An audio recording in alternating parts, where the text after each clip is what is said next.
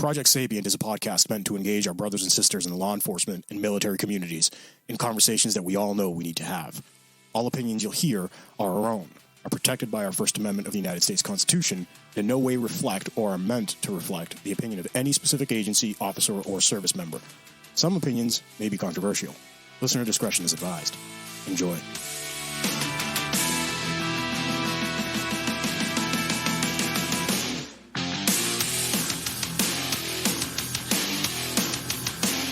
Ivan. Hello, Pete. How are you, sir? How are you? Do you like my choice of music today? I love it. I thought you would. That's why I was like so excited and giddy for you to hear it. Okay. Shut the fuck up. It's already getting weird. Guys, Project Sapient, we want to say thank you to our tens of thousands of supporters. We're getting an amazing amount of downloads across the world, actually. Check us out at projectsapient.org. Send us an email, projectsapient2020@gmail.com. We want to thank our supporters and our sponsors, DCD Automotive, which is the Boch Group, AAA Police Supply, Havoc Journal, our partners at the Weekly Havoc Podcast, Second Mission, LiveBoston617.org, OD Kit, Eagle Eye Firearms, GunTrack, Fit Cops, 22 Mohawks, and Joint Operation. Don't forget to follow us on Facebook, Instagram, and TikTok. Ivan said he's giving up on TikTok. I am. Why, dude? You keep posting yourself fucking naked and shit. That may be why. Just the dumb milk crate challenge. Let me lick the toilet seat challenge. Let me wear a helmet and shoot myself out of a cannonball into a brick wall challenge. I'm done with all that. People are just expanding their horizons. And in TikTok fashion, I don't understand their banning algorithms. So when I get when I see a message from somebody that probably works for ISIS, I post it back and say, "Nice try, ISIS." They banned me for bullying. Yeah. Bullying. You bullied ISIS. I bullied ISIS. How and TikTok dare you? did not like that. How dare you, sir? So that's why I'm sick of TikTok. All right. We got an amazing human being. He's a retired commander, Mike Lee. Yeah, before you're getting ahead of me. God. I was going to talk about Airborne for Vets for a second. Okay, Airborne for Vets. Go ahead.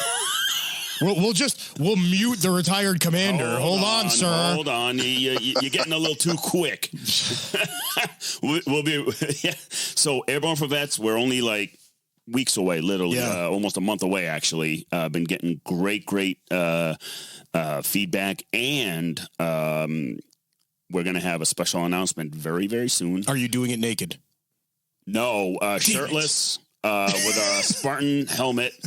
Baby oil. Make sure you shave your chest. The aerodynamics. And I need somebody to paint the abs. That way I can do it right. But no. So the special announcement. So we're going to have a massive. I'll call them partnership. Yep. For the jump. I don't know anything about this. That's why. That's why you have that shocked look, which is good. Surprising me. I love this. Genuine. So, the company, Till Valhalla Project, have reached out to us about the jump, and we are now working on a partnership with them. Really? Yes. So make sure I don't have anything to do with it, because I'll ruin it. That's why I never told you anything. But so it's awesome. I'm in talks with the owner, Corey. Who does amazing things for the veteran community. He flies all over the country, giving plaques to fallen to the Gold Star mothers, fathers. I've heard a lot about them. Yeah, the amazing organization. I'm very, very excited and happy that they're jumping on board as one of the big. So is Corey gonna do the jump too? Oh, we're throwing him out of the plane. Oh, awesome! Yeah, we're throwing him out of the plane. This is awesome, dude. Wow. Yeah. So.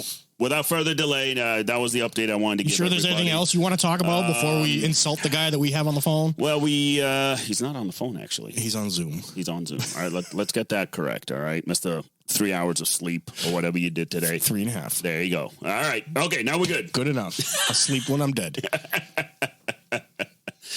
So, Commander, if I fall asleep, I'm sorry. Hey, not a problem. I understand. Welcome to the show, sir. Thank you for coming on. It's an honor to have somebody like you on here. I guess what had happened, he had heard the episode he had heard about he heard the episode where we spoke about the letter that the original letter Stephanie wrote to City Council He emailed us. I actually read the email, sir, to Stephanie. She was very, very happy and honored also her to get an email like that about her. And I emailed him back, said, hey, kind of introduce myself. I said, allow myself to introduce myself. And then, went off from there. And Mike wanted to come on to talk also, talk shop about his experiences in Portland. And I think people really need to know what goes on inside police departments like that. It gives you some of these great TV shows that are very real, like The Wire, right? That really showed you what it's like in the Baltimore Police Department, right? Or another phenomenal police show, Southland, where it showed you like the patrol aspect and how accurate it was to be on the patrol side, and The Wire's the narcotic side, what it's like to work in that environment, to not just out on the streets, but also the inside, what goes on inside with all the Blue Falcons that are in there that stab each other in the back. And for those who don't know what Blue Falcon, actually, I learned that some civilians have no idea what I mean by Blue Falcon. Let's teach them now. Well, I'm teaching them now. Blue Falcon is another word to say buddy fucker or backstabber, whatever. We call them Blue Falcons. That's a military thing. So, and the commander, being former military, understands that whole concept himself. I'm sure he's dealt with a lot of Blue Falcons in his career in the military and the police department. So he agreed to come on and to talk to us, which, again, I feel honored. You feel honored. We're just honored to be amongst hybrid wolves that are willing to come and actually sit down with us and talk shop about what goes on and what it's like and all that stuff. Well, there's a lot of people that listen to the show, right? That are, we said not a lot of law enforcement, so this gives them good insight, but there's a lot of people that listen to the show that are in smaller departments across the country, don't realize they see from these large city departments is on the news. Yes. So so this is kind of like a lot of insight for them, especially coming from somebody that was in command. Yes. Not just boots on the ground, but in command. Yes. It gives them really good insight as to everything that was going on. So, Commander, thank you again for coming on. You want to tell us a little bit about yourself, your career, starting from the military or whatever we want. The floor is yours, sir. Hey, thanks for having me, guys. It's an honor to be here as well.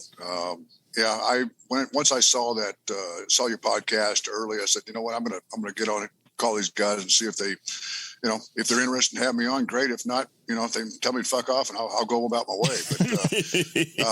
But I spent 8 years on active duty in the Army. Went in there in 1979. Again, it's before one of you guys was born. The other one was probably just swimming around somewhere. Yeah. Misfire. Yeah. We were knuckle children, sir. Yeah, exactly. I got you. But I had a pretty good time in there. I got married, came out, and ended up in police work out on the West Coast. I'm originally from down south. I've retired in Alabama now. Ran the hell away from Portland as soon as I retired. Get the hell out of that blue state. But I got down, got into police work early, back when it was still a damn good time and good fun to play. Everybody was out there doing, just working their butts off and having a good time. Did patrol, worked gangs, worked on the tactical team on CERT, it's called in Portland. Did that for 8 years. Just worked a lot of graveyard, a lot of afternoon shift stuff. Had great partners throughout every assignment, and then started taking promotional exams so I could kind of increase my sphere of influence, so to speak. Was a sergeant on nights at one of the precincts, and then I left and took a leave of absence in 2004 and went over as a contractor over to Iraq because I'd already gotten out of the military, out of the reserve, and I said, shit, I was in a peacetime army just because we didn't have anything going on. So I wanted to go see what was happening over there. Came back, went right back into the police work, went back to afternoon shift, still working patrol as a sergeant, took lieutenant's test, worked a couple years patrol there, went to homicide, ran the homicide unit for 2 years, then made captain, and shortly after that got promoted to commander, took over a precinct. And East Precinct is where Stephanie worked at. That whole group out there is a bunch of hybrid wolves, so to speak. There wasn't very many people that worked out there that were problematic The only problem I ever had is kind of reining them back in sometimes when they wanted to get out there and take too big a bite out of people. Well, that's the good thing, though, right? I mean, I'd rather have cops that are so proactive. I got to be like, hey, listen, let's. You got reports to finish, like, you know what I mean, like, let's. That was then. That was then. Now it's a completely different animal. They don't want proactive out there. They want you sitting back and acting like a bunch of damn firemen waiting for the call to come in. Pretty much. And that's the struggle with hybrid wolves is we're not like that. We don't sit. We go and we hunt. You go crazy if you have to sit. Exactly. And when you had just real quick, when you had Stephanie, just so also our listeners kind of get an insight from you as a commander with Stephanie, who was boots on the ground, you described her as a hybrid wolf yourself. Absolutely. Okay. Absolutely. She like many other people out there, hardworking, no problems for me, no problems for a sergeant. I just always tell them, do your job so I don't have to do mine. Yeah. That's the kind of bottom line, kind of let trust folks do their job. And that's kind of the environment I tried to foster out there. And I think they took it to heart because it was already kind of like that when I got there. I just didn't want to change anything to, inhibit those guys from doing their job out there. I wanted them out there being proactive and trying to keep the crime down, keep the community safe. So, people could go about their lives in their little bubbles and live. Yeah. No, that's awesome. It's funny you said just like these days, right? So, yesterday I was with my SWAT team. We were doing a in-service use of force type training. And, some of the things that were brought up, talking use of force and, detaining versus arresting, all that good stuff that we were talking about. But a lot of the SWAT officers, we're all actually collectively, we were talking about some of these newer crops of cops who do not want this proactive approach. They don't even want to put their hands on anybody. So, for example, they were talking about going into a call, let's say a fight, right, at a bar or whatever, and they get there and they're just standing around. Like, well, you got you got to jump your ass in there and put some hands on people. Yeah. And just get this shit settled. Exactly, and it was like they automatically assume just because I put my hand on somebody, whether I'm pushing them away or whatever, automatically means I need to arrest them or a use of force has to happen. It's like, no, use of force does not have to happen. If you're just breaking up a fight, no, that's just because you push someone off doesn't mean that that's a use of force. So it's like that fear and not willing to understand what you can and can't do. They just don't want to do it. Well, I think it stems from several different aspects. I mean, several different reasons. I mean, one is political. From the political, you have to work within the boundaries and the expectations you're handed down by the folks on high. Yeah. And in Portland, it's like every new mayor comes along, you have hope, but then all of a sudden they say, "Here, hold my beer. I'm more fucked up than the last one." Right. That's what it it's like a challenge. Yeah. They see it as a challenge to see how stupid they can make it. Yeah. So, they'll decide what rules, what laws, what things you can and you can't enforce. Yeah. So I just think a lot of things come from political side, and it's not clear to the folks out there. And then when you start getting supervisors and things like that are not leaders, but they're more managers and supervisors that are more afraid of the paperwork they're going to have to do than getting out there and taking care of the business itself. Then you've got the judicial side. You've got the district attorneys, and Portland now has a very liberal district attorney out there that they elected. The one before that, great. One before that, even better. But again, hold my beer. I can do worse. Yeah. Right. So you got the judges, and judges are elected positions, and you start electing you elect in a liberal city council, or you can go as far as to say a socialist or communist city council in a lot of respects. That whole thing is just this giant shit show, so to speak, for the folks with the boots on the ground, because they don't know. They become tentative. They become afraid of the repercussions. Am I going to get in trouble? And they see examples of people that have gone and done nothing more than their job, and all of a sudden they're sitting on the 10-2 plan. They're calling in because they're off work. Yeah. So Yeah. You know, it's a double-edged sword for them. They can't win. You kind of stole my thunder. I was going to say that a lot of these guys and girls, so I was in special ops for about 10 years, and I went back to patrol, and it was, you know, that it was a completely different world between the two. Yep. And when I got back, it was very eye-opening for me to see what was going on, to see, you know, there were still a lot of the hybrid wolves out there. There were still guys that absolutely loved doing the job and this and that. But even from them, you would see a little bit of pullback. And where the pullback was happening was, and it started affecting me too, where the pullback was happening was from every angle of society. Like you said, you know that, you know, judges and the DAs and the prosecutors and all these people, they're starting to be, it sounds a little tinfoilish to people, but when they're communist and socialist, you start getting scared about these things, right? It's no longer like this big conspiracy. There's a lot of people that have these ideologies that get into these positions of power, and they really affect society. So the cops are seeing that. Yeah. The cops are seeing the media crucifying you for putting your hands on someone. Yeah. Or because a TikTok video that's got 8 seconds of what happened crucifies the shit out of you. Goddamn TikTok. Yeah. So why would you want to go out there and get into something when all they're going to do is be crucified either in the eye of public opinion or through the legal system? It's absolutely it's a no-win situation for them, and I feel sorry. And not only that, but these guys know that a lot of the quote unquote new leadership isn't going to have their backs. Oh, absolutely not. Absolutely not. They're more concerned about their rise through the ranks. Yeah, their next promotion or whatever. How can I parlay this into the next good position that I want to see myself in, or how can I, they're looking towards the future instead of just taking care of troops, which is what the job of a good leader is supposed to be. Well, that's the thing. I've seen this shift in policing with leadership, where the sergeants are now supervisors and the lieutenants, captains are now managers, and so I started to see the shift in all of a sudden.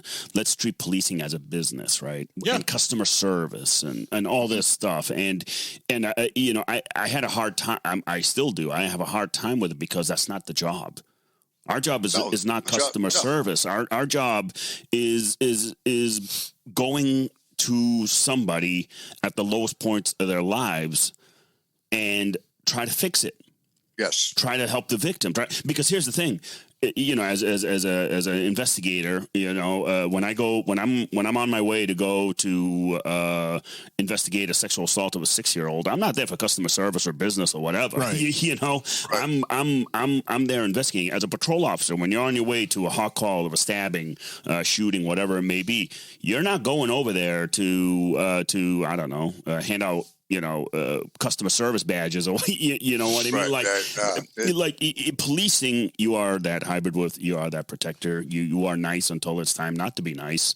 That's kind of the philosophy that we all grew up with, where, especially, you and me, sir, we come from a military background, and leadership in the military is very different than leadership in policing.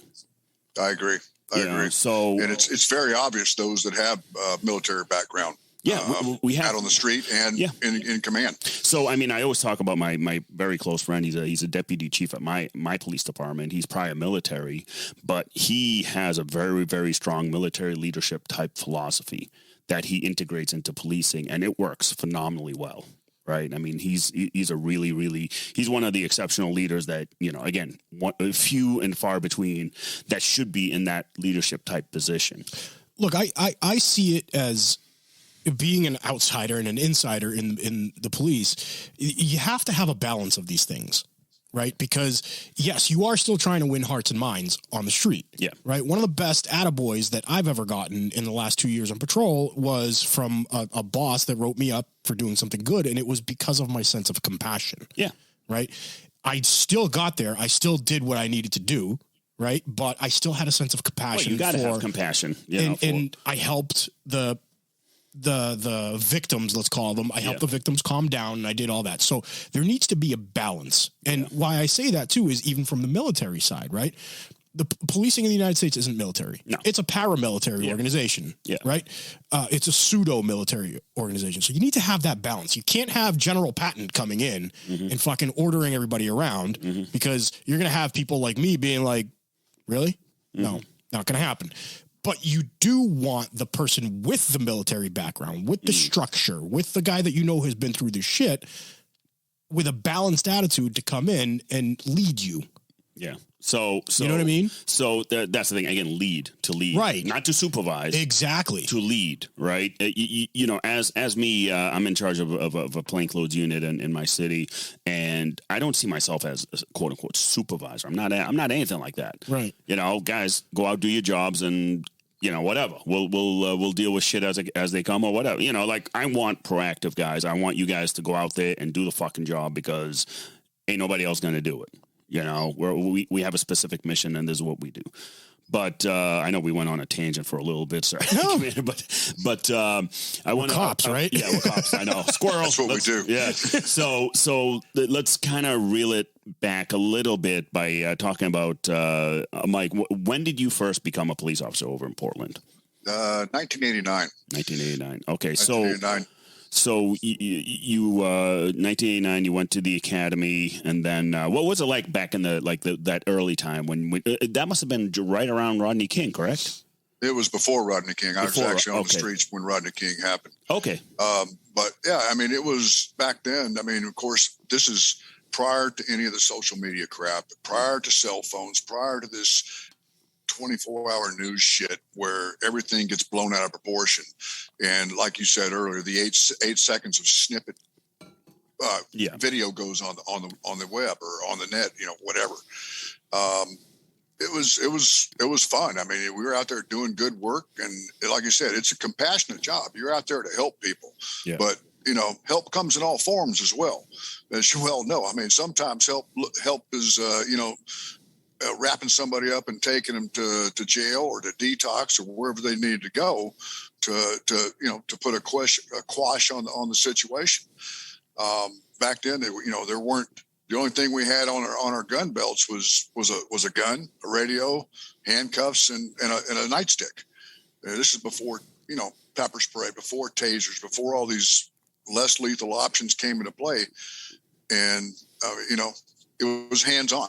It was, you let your mouth and your hands do the work. And now, when, there are people that are able to get away with a little more than I am. I'm 6'4", 240 pounds. I mean, so I've had a little bit of a bigger presence than some of the other people out there. So my job, or, sometimes I was the enforcer. Sometimes I was the compassionate guy, just the way it was back then. Yeah. Yeah. And it's funny you say that because just like, plainclothes guys, gang units, snark news, whatever, street crimes guys, that's sort of what I have on my belt, so to speak, because my gun, handcuffs, radio, and flashlight if I need it. And that's it. Right. I don't have my less lethal options are all on my tack vest.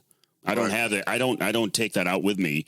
Other than that, for me, it's words and fist essentially. That's kind of the way I do things. But one thing that again, the misconception in media and all that, and frickin' all these different entities that are out there, they love just bashing the whole, well, you should have done this, or you should have done that, or you should have done this. Like, well, you can't judge a split-second decision just like that, and that's the thing where I also think, and this is kind of my personal thought, is the amount of tools that are on a gun belt these days, it's too much. Yep.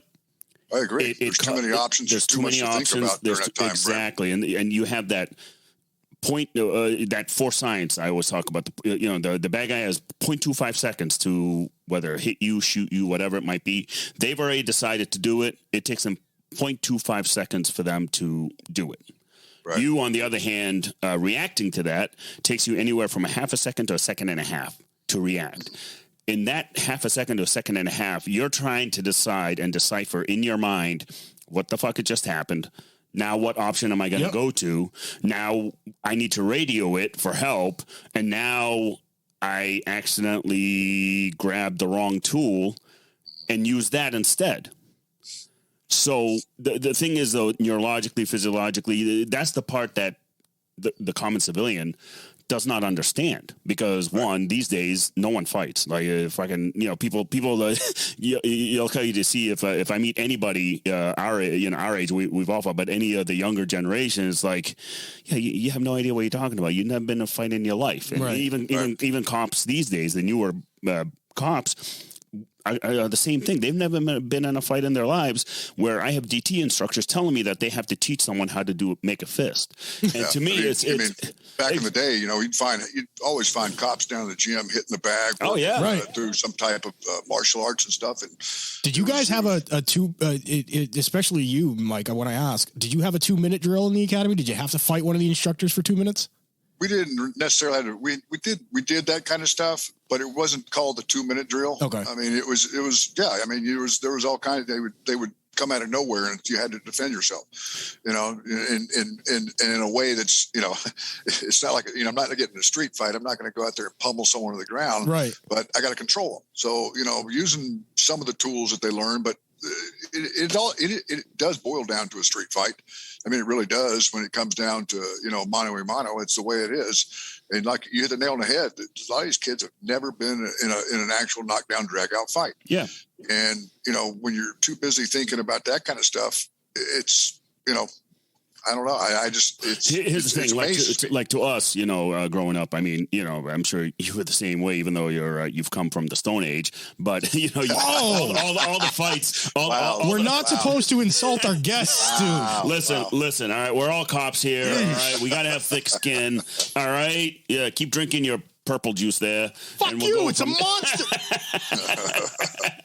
But I remember back, me growing up, it was, we'll go to the basketball court and duke it out, like if I had an issue with somebody at school, whatever, or even in school, I don't care. I got suspended a couple times for it, but you just duke it out and it's done. It's over. Yeah. You're all done. We'd meet by the water tower. There's a high school, I grew up in a little town and we'd meet by the water tower after school. Exactly. And we're done. Yeah, exactly. You duke it out, you're done. It's over. Actually, a lot of times I shake the hand of the guy, right. Whether win or lose, I'm shaking his hand. I'm like, hey, go fight. Like, the thing is though, I think society has gone away from that so much that they don't know what it's like anymore. We've softened up. Oh no, we have. Here's the thing with technology, right? With all the tools in our belts, with the amount of technology that are in police cruisers for policing, it has disconnected us from our primal instincts of survival, of just like you said back in your day in the academy, where the instructor would just come at you out of nowhere. Right. That is all that stress inoculation training, where it causes you to think on your feet. Where these days in academies, they don't get any of that. You're lucky if you're able to yell at a recruit. I was doing a drill at the range. I'm one of the I'm a range instructor at the academies, and this one day, last week, I was at the range and I introduced just a tiny little bit of stress. Not even crazy. What'd you do? All I gave them, all I said was, actually, all I do is my voice. I'd say, change the mags. Let's go. Change. Let's go. Let's go. Hurry up. Like, move it. Come on. And holy shit. People fell apart. They fell apart. You get them crying? I tried. That's such a meme. That's just so mean. I can't believe you do something like induce stress on a range. That's crazy. Right? Well, here's the thing. Like to me, again, to me, it's like, if you can't do this in the range, where it's a controlled environment and your heart rate maybe is at 115, 120, 130, if you're out on the streets and when your heart rate's at 180, you're going to collapse. Yeah. That's the thing. And the training of even, when we first came on the job like 20 years ago, it's vastly different than it is now. It's amazing how much has changed to this softer approach of policing or of training cops is now, again, to me, it caught up to us finally. This past 20 years of just the way it's caught up to the profession. Absolutely. And just like with you, Mike, when as you've gone throughout the years, I know before we started the episode, you started saying like, hey, like the rock started slowly going downhill. And what was that like? I mean, what did you start to notice when that started happening? You started noticing folks that some of the newer folks, especially, they would almost disregard and discount those that were ahead of them, those that walked the path before them, and in the age of actual police work. Yeah. So they started getting indoctrinated through the academies and through schools and that type of thing, where they were becoming a little softer, a little less to engage. They became more reliant on technology, especially cell phones and computers and stuff like this, instead of, getting out, rolling your window down, driving around the neighborhood, get out and talk to people, the old one-on-one communication. Oh, yeah. Get out and, two people, two cops step out in the corner with, 10, 12 gangsters hanging out there and just start talking to them. Right. Instead of driving by and kind of looking at them with, I don't know what to do here, because they don't know how to talk to people. You hide behind the windshield and just drive away. So, and it was a slow metamorphosis. It really was. But, if you were to step away for 5 or 10 years and come back, it would be a shock value because of the way things had changed. But the slow metamorphosis, there were still enough of the folks that I got hired behind and that I got hired with, and the younger ones just after us, that there were still enough folks out there that I guess we had this false belief that it would always be this way. And, it's not anymore. And unfortunately, the perception of things is their reality. A new person on today, these are their good old days 20 years from now. Yeah. That's what it'll be. Back we would say in the good old days. Well, in the good old days, there's no frame of reference for these folks other than the stories they hear, through the grapevine or something. I mean, there was a time when in Portland, there was the Portland Police Athletic Association. It was a bar for all the cops to go to. The union owned it. And we'd go there and hang out, and, it was nothing but the cops. They'd come in, and, cops from all over the place would come in. We'd hang out and chit chat, trade stories, trade information. And they shut that down. That was before I left. They shut it down somewhere around around 2010 or so, somewhere in that neighborhood. And I even noticed it there in the back. We would go in there and we'd sit there and chat and talk and drink beer. And these guys are coming in and watching South Park. I'm like, really? I'm coming in to watch a fucking cartoon on TV?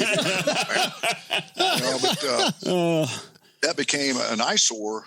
The city wanted it to go away.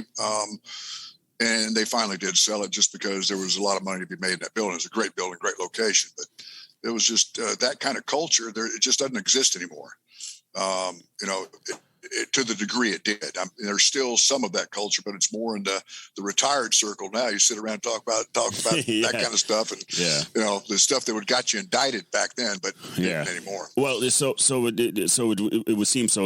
Like you said, these younger cops that would come on after over the years as they came in, were they the ones that were promoting fast because they just wanted to promote fast to get up on the ranks, and because they had these grand ideas or whatever the good idea fairy. I saw that part of it, and also saw the guys that came on thinking this is an 8 to 5 job, Monday through Friday. So they as quick as they can, they opt to go to some specialty unit, work in elder services or work in a training division slot with 3 or 4 years on. What the hell do you know about police work? You're going to teach and train. You know what? What's scary? It's back. It's just like that now. You get these new cops. It's universal. You get these new cops who not even a year on the job, and they're already talking about detectives, and they're already talking about SWAT, and I'm like, we don't even talk. In my city, we used to have, in mine's a major city, we used to have a rule, it was literally in our rules and regs, that you needed to do 3 years on the street before you could even apply to another unit. But the unwritten rule was, it was like 5 or 6. Yeah, typically it's 5 or 6. Even back then, it was 5 or 6 years. And that's what it was with us. I mean, it was 3 years before you could apply to go on the tactical team, or 3 years before you can consider taking a promotional exam. But you're right, 5 or 6 years, you're just starting to get a good handle on what you're supposed to be doing on the street. Right.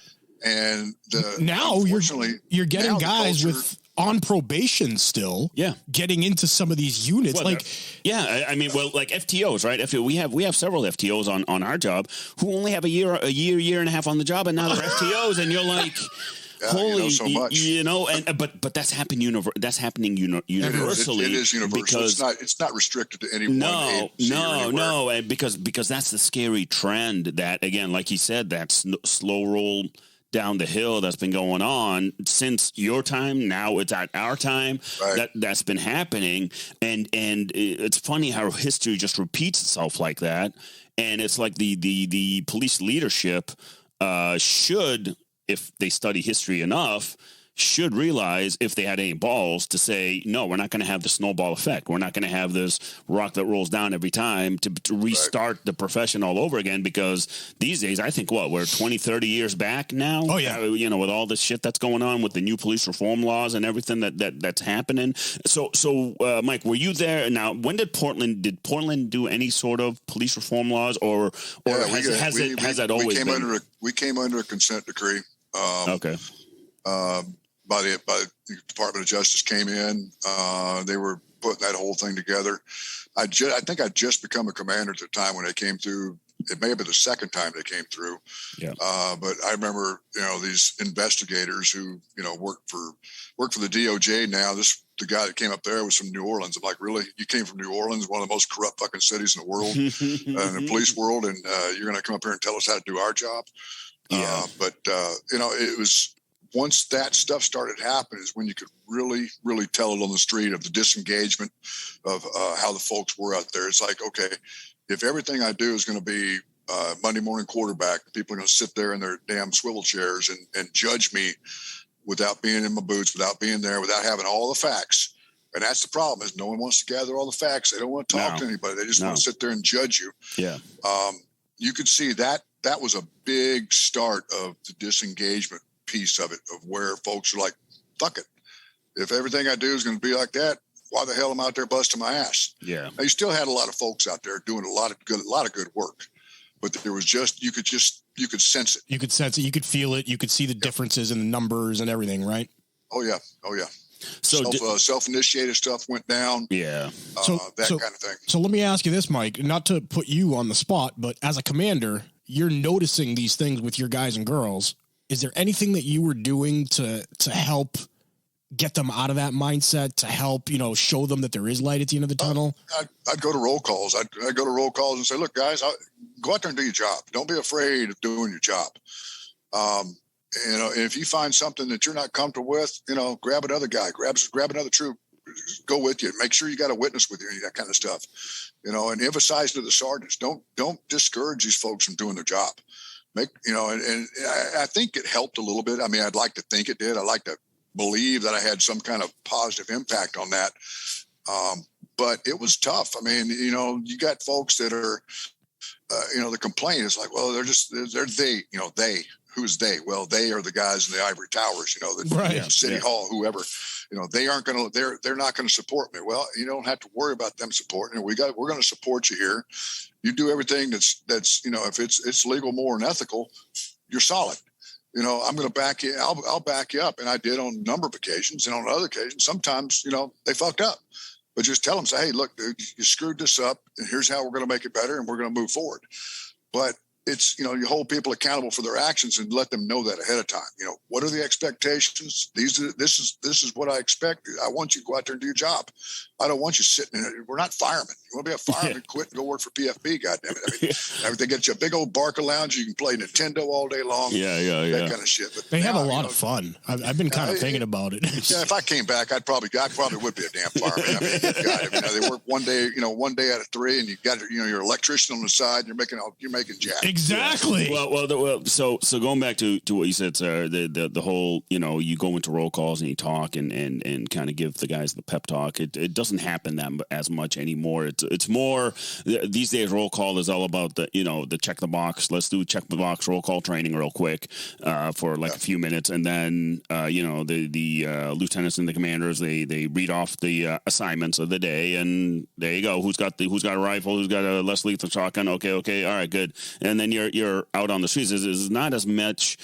Actually, these days there's been a little bit more at where I work, a little more engagement in the roll call where they'll AAR certain incidents, which I think AR is the best teacher of any sort of situation you do. Whether I think myself here we've talked before saying how even after I'm done with a simple car stop, I'll AR the shit out of it. All right, what did I do right? What did I do wrong? Yeah. Even when I was on FTO, when I was in FTO and I would train new officer, every encounter, every stop, even walking into a store, I would AR it. All right, what right, wrong, indifferent? What did you do? So we have Mike on the phone, and I'm going to give you this example from an old school cop mentality to medium cop mentality to the new cop mentality. Okay.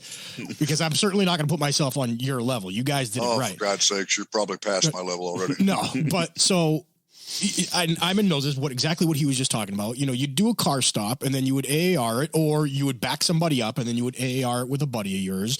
Be like, hey, I saw you on that car stop. I was behind you the whole time and you fucked this up, or you did X, Y, and Z up. Right. And none of us would get butthurt about any of it. We'd be like, fuck. All right, now everybody's going to get offended and file a fucking beef on you. It's exactly what I'm bringing up. 3-4 weeks ago, brand new kid. And I was like, hey, I saw you on that car stop.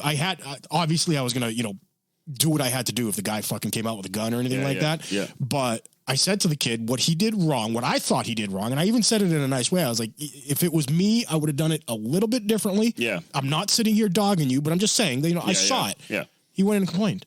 Fucking snowflake. And I said it in the exact same tone that I just said it to you guys. Like, I was just kind of like, here's the thing. That's the ego part that kills the job. Right.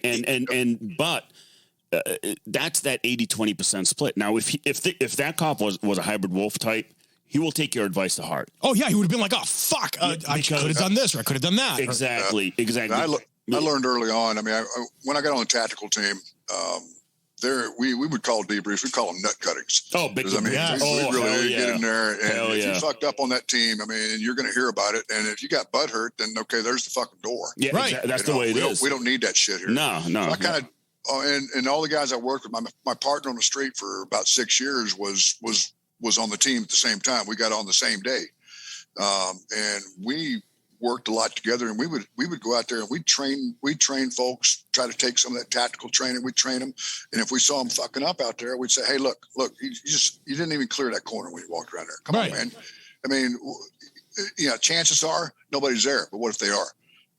So you've got to, and now I swear to God, there's so, it's feelings. I mean, now I think a lot of times it's managing feelings. Oh my God, there's a feeling loose. It's flapping around, running the walls. Let me pick it up and rub it, make it all better. And people are afraid to address those things. Even supervisors, I call them supervisors, not sergeants anymore. Yeah. They don't go out there and pull people back. And I mean, like you were saying, right after the damn thing goes on, you pull them aside. Sergeant, we used to go out and grab everybody and say, okay, let's talk about it right now and get it out in the open. What did we do right? What we do wrong? What could we do better? Yeah.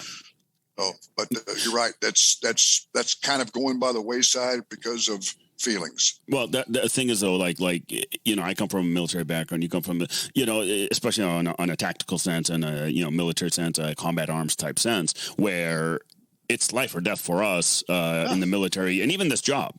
Every decision you make is life or death, whether it's your life or an innocent civilian's life or whatever you do, especially on a critical incident. Seconds count, and you can't. And to me, especially on my SWAT team, that's the way we are. If you don't fucking like it, there's the door, because we don't have time to fucking worry about your feelings because you fucked up a tactic and you didn't fucking, cut that pie enough. And now your partner got shot behind you as a result when you made the entry. And because that actually did happen to me once. And I fucking flipped out on on the SWAT operator that was next to me who was supposed to watch my back. And he fucking walks out all butthurt. But I'm like, dude, get him the fuck off the team. Like, if he's not gonna, he just fucking basically, if this was real, you as a SWAT commander, my chief, would be going to my house to say, I haven't got shot and killed. They don't realize how real the consequences of these actions can be. Well, I mean, here's the thing. Like to me, I went to combat and war. I see even the most minuscule thing, right? Whether when Sergeant Allers died, hey, we're going down this road and it's a fork on the road. Hey, we're going to go left, you go right. Sergeant Allers, the last minute, says, no, we'll go left, you go right, just to, change it up a bit. All right, cool. He goes left. He's the one get blown up and get killed. Right. That simple decision. It's a butterfly effect. Exactly. But that's what these younger cops and even some of the more senior cops who aren't part of that, hybrid wolf, they're part of that 80% fucking 8 to 5, job, like you said, Mike, that are just there to collect a paycheck and work overtime and do whatever. That's all they care about. That's all they want to do. They also get butthurt because you're calling them out on their bullshit. To me, I don't care if you got 20, 25, 30 years on the job. If you're fucking lazy, I'm going to say, hey, dude, don't come with me to calls because you're going to be more of a liability to me than to actually help me. And you know that's the thing with this job and this snowball effect that's been happening in Portland and East Coast, West Coast, Middle America. There's this snowball effect that's been happening for a couple decades, even 3 decades, I'll say. It's like we're now at the bottom. I'd say. I sure hope so. I hope so too. I'm saying this optimistically. We're sort of at the bottom now, where I think. Well, the reason why I say we're at the bottom, I think we are at the bottom because look at some of these cities that wanted to disband their police departments, like these major. Right, they're starting to get second thoughts on that. Minneapolis, right? New York City, Yep. Right? Yep. All of a sudden, they're doing this turn, like, oh shit! Look, Chicago. Chicago was the big one, you know, where the mayor was like, oh. Okay, I guess this was a bad idea. Or, you know, when you're cutting all these critical specialty units like homicide units, like gang units, like narc units, and you're like, we're getting rid of them, you know, because they're excessive or they use excessive force, excessive tactics, all this bullshit, excessive. No, that's not what we're doing. I agree and I disagree with you. We're at the bottom. Something is tickling me and telling me that it hasn't gotten as bad as it's going to get yet.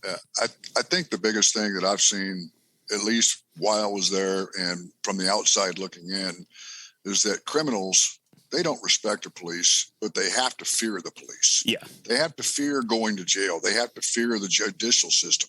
If they don't have any respect for the police and there's no fear involved in an encounter with the police and I'm not talking about being scared because they're going to get their ass kicked. I'm talking about because they're going to be held accountable for their actions. Exactly.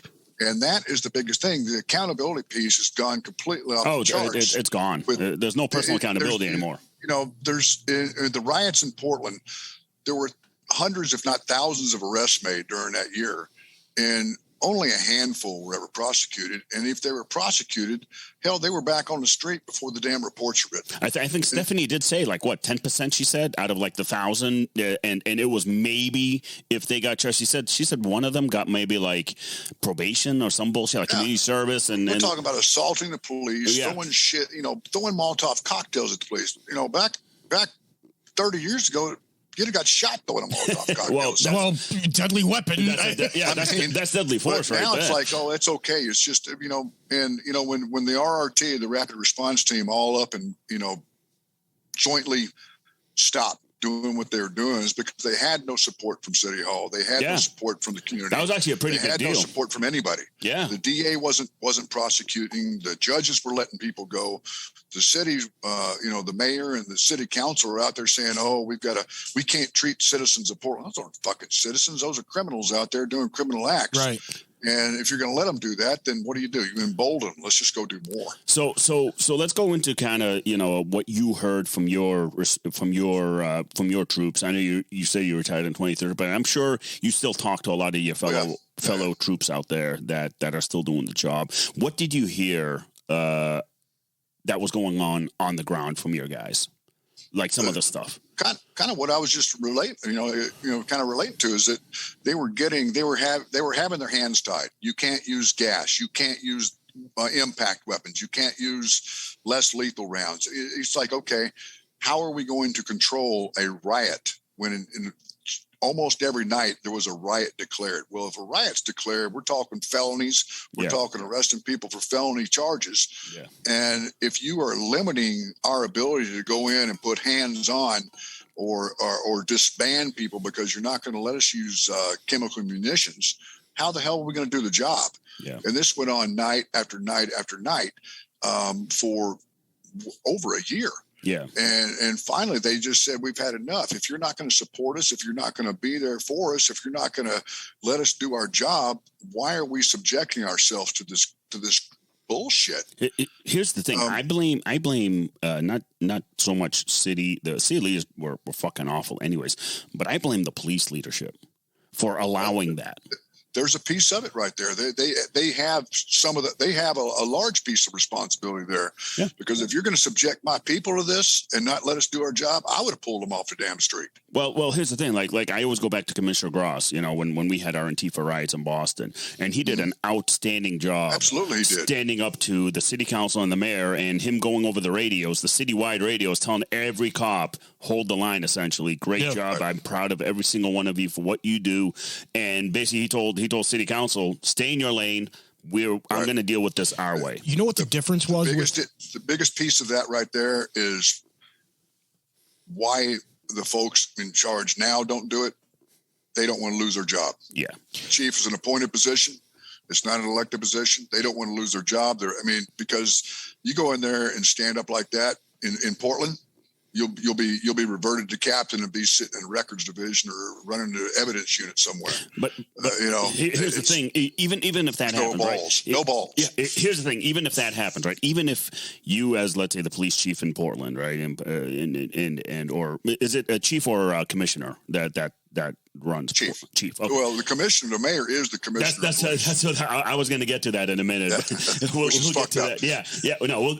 I see that puzzled look on your face, Pete. We'll get to that in a second because I learned that too, and I was dumbfounded. So, the police chief, right, gets told, let's say he was like Commissioner Gross, who actually had balls, said, City Council, hell no. We're going to use gas. We're going to use less lethal. We are not going to stop doing these tactics because our city's under siege right now. And they're not residents of Portland. They're being bussed in. Right. I know this for a fact because when I worked undercover in the protests, I would overhear people not from the area. Hey, where are you from? Yeah. New Hampshire. Not from the area. What? Like I heard this shit. This isn't conspiracy. Like I heard it. And the thing is though, so the chief finally says, no, we're not. Yeah, you know what? You're fired then. Yeah, no, try. Come get me out of my fucking office. Exactly. Hey, you Portland guys, stand in front of my door. Any of these fucking city councilors come in this door, lock them up. You know what I mean? Like, we need to get control.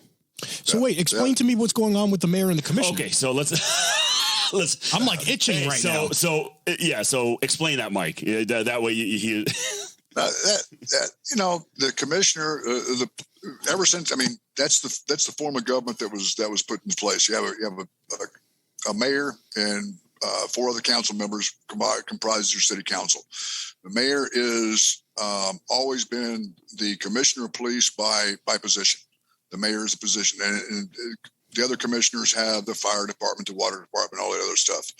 But if you don't have a mayor that supports the police, which we haven't had in a while, how do you do your job? How do you knowing that if you defy them, so to speak, they'll terminate you from the position. And we had chiefs in the past that would stand up and do that. We had chiefs that were comfortable in their own skin, so to speak, that would say, bullshit, we're not doing this. And the mayor, he'd call their bluff. And that's what it was a bluff. Who are you going to get to replace this guy? Because he's got the troop support.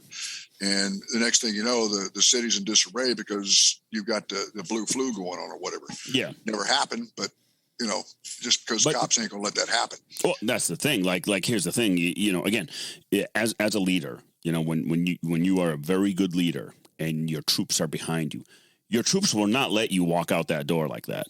Your troops will not allow a mayor/commissioner who has no balls to tell your chief, no, you know what, you're fired. You're not. That's not the way I want things done. And basically, your department is what's holding the city together.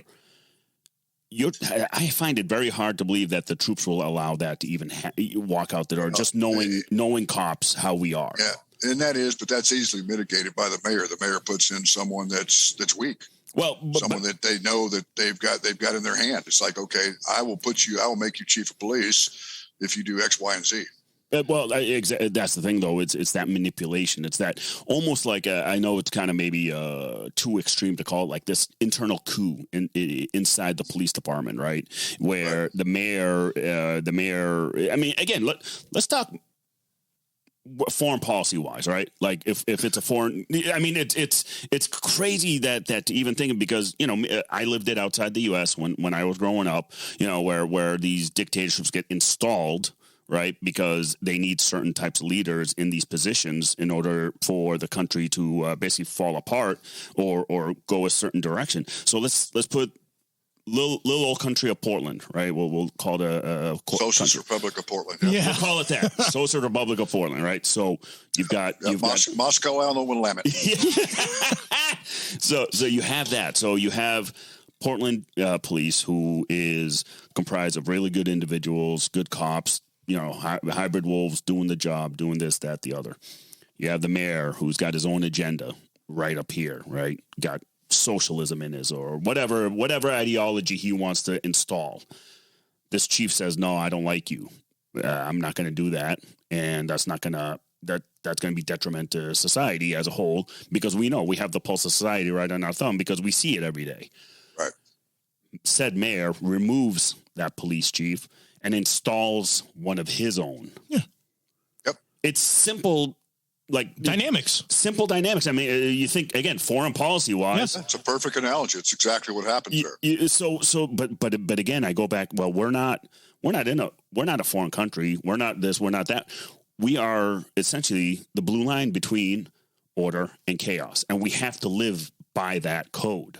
See, I think where a lot of this disconnect happens with leadership is we've gone away from having leadership that's rooted in the areas. For example, in the city that I work in, right? It's very local. Yeah. And growing up, it was always, the cop that was there for 30 years, he knew exactly how his streets worked, became the commissioner, i.e.